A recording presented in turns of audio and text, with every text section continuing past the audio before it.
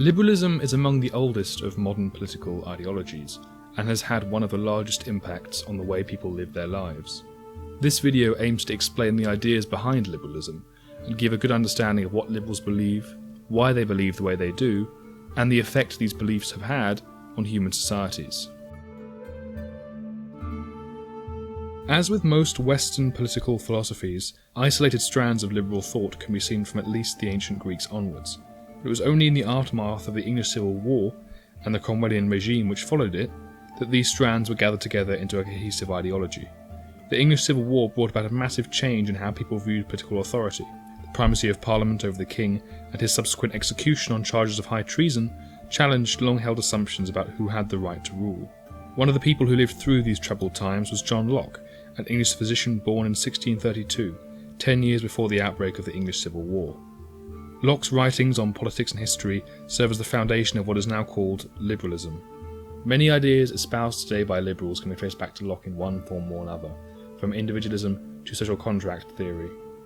While Locke did not invent these ideas, he was the first to create a coherent worldview out of them, and this worldview has endured to become arguably the most important political ideology of the 20th and early 21st centuries.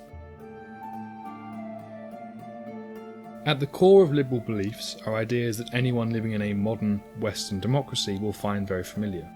Individualism, freedom, equality, tolerance, and rationality. These beliefs are the key tenets of liberal thought, and while liberals will not all agree on a single interpretation of these beliefs, they will all support the basic principles they represent. Liberals believe that all people should be treated as individuals, with their own thoughts and needs, rather than as part of a group or collective. This means liberals reject ideas suggesting the needs of a group, religion, society, or nation should come before the needs of the individual. Leading on from this belief in individualism is a belief in equality. Liberals believe that all people have equal worth and should start out from an equal position in life. Liberals reject ideas of hierarchy based on birthright or unearned privilege. This position is known as equality of opportunity. As we are all individuals, and equal individuals at that, liberals believe that we should have the right to do what we want with our lives, free from interference by the state or other outside forces. The only exception to this is if we use our freedoms to restrict the freedoms of others, in which case the state is expected to step in and prevent this intrusion. A belief in freedom wouldn't make much sense without a commitment to respecting other people's freedom, and this is why tolerance of other people's choices is a big theme in liberalism. Liberals tolerate the differing beliefs and opinions of others, but they will not generally tolerate behaviour that restricts the rights and freedoms of individuals. Liberalism as an ideology came to the forefront during the European Enlightenment, and retains a deep respect for the Enlightenment ideals of rationality and reason. Liberals see reason as the best way of understanding the world around us, and reject beliefs and institutions that they see as promoting irrationality. Because of this, many liberals have become champions of science and the scientific method, believing knowledge gained through science and rationality to be the best form of knowledge we have.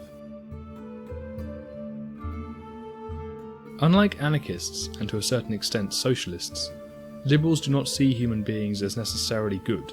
Liberals worry that without a strong deterrent there will always be people who attempt to take by force that which belongs to others. Because of this, liberal theories of government often involve maximising the security of individuals, while also minimising the restrictions to individual freedom that the security may involve. Locke and the pre-liberal thinker Hobbes saw the creation of a stable state as an essential for human prosperity, as without a state, humanity would exist in the state of nature, an existence which Hobbes memorably described as solitary, poor, nasty, brutish, and short. To prevent this, Hobbes and Locke argued that an individual would have to accept the small loss of freedom that comes from living within the state, in order to prevent the much larger loss of freedom that would occur were the state to collapse. This idea of a trade-off between the small loss of liberty to the state in order to prevent a larger loss from the lack of a state is known as the social contract theory. Liberals see the need for an impersonal, unbiased judicial system to prevent injustice. They look to the judicial system, and more generally to the state, as an effective arbiter between individuals, assessing disagreements impartially, and punishing those who do wrong. Although liberals see the state as necessary, they are not blind to the possibility that it can be corrupted. The old maxim that power corrupts is one that liberals take seriously, and thus they argue that governmental power should be restricted by the use of constitutions that set out the way different departments function and how much power they are allowed to have.